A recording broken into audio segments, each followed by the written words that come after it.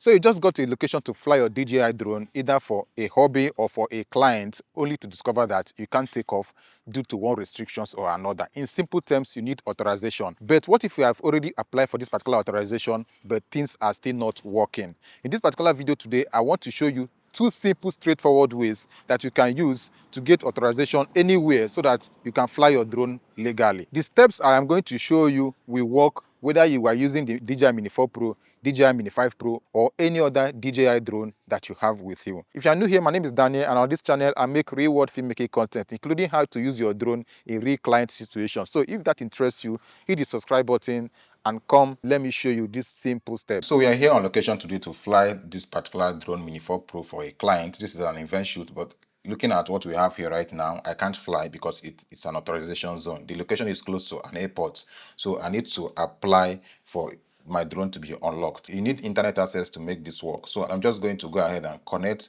to my phone network. Now I'm connected to my Wi-Fi, so let's go back to step 1 of unlocking. Now it's requesting our phone number. Enter the phone number, or the phone number may come up automatically. The phone number is where they're going to send the verification code.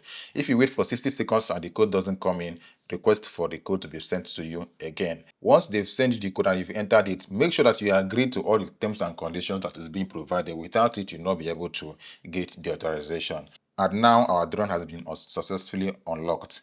You're also going to get some other screen prompts, so make sure that you read all the screen prompts and agree to the terms where necessary to make sure that you are flying your drone legally. All right, let's now get into the step 2. Few weeks later, I came back to the same location to fly my drone. I was thinking that because I've already done the authorization before on this location, it will work, but that was not the situation. I even followed the same steps, even changed the location, but it wasn't still working. So what I needed to do is that I had to do firmware update. Once I finished the firmware update, I went back again, followed the same steps to apply for authorization. You can see I have also been given authorization. So that's the 2 steps that you can try today. If step 1 doesn't work, try the step 2. If you find this particular video helpful, please subscribe to the channel and help me get to 1,000 subscribers. Thank you.